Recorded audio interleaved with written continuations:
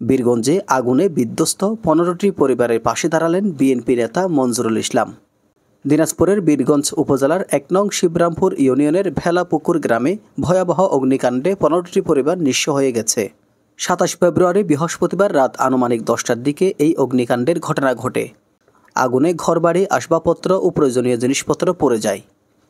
বৃহস্পতিবার দুপুরে ক্ষতিগ্রস্ত এলাকা পরিদর্শন করেন কেন্দ্রীয় কৃষক দলের নির্বাহী কমিটির সদস্য, জেলা বিএনপির সহসভাপতি, বীরগঞ্জ উপজেলা বিএনপির সভাপতি এবং দিনাজপুর ১ আসনের দলীয় মনোনয়ন প্রত্যাশী আলহাজ মনজুরুল ইসলাম মঞ্জু।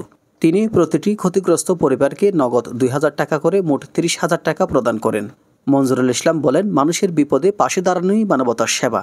দলমত নির্বিশেষে এই দুর্যোগে সবাইকে এগিয়ে আসতে হবে। স্থানীয়রা জানান, আগুনে সব হারিয়ে দিশেহারা অবস্থায় ছিলেন ক্ষতিগ্রস্ত পরিবারগুলো। ঠিক এমন সময় বিএনপি নেতার সহযোগিতা ও সরকারি বিভিন্ন সহায়তা তাদের কিছুটা স্বস্তি দিয়েছে।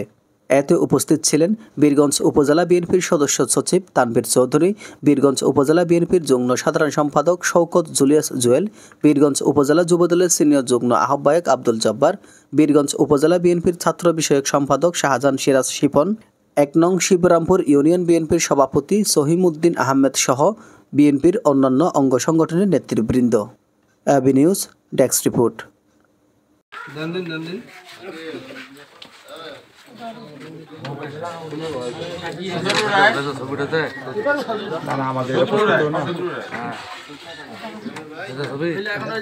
রমেশ রায়,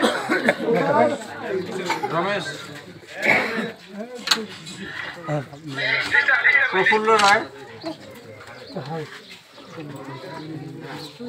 বেনু রায়। আমরা বলবো এইটা যেহেতু অনেকগুলো বাড়ি পড়ছে, আমরা আপিল করবো যদি আমরা সহযোগিতা কিছু নিতে পারি আমরা দিব।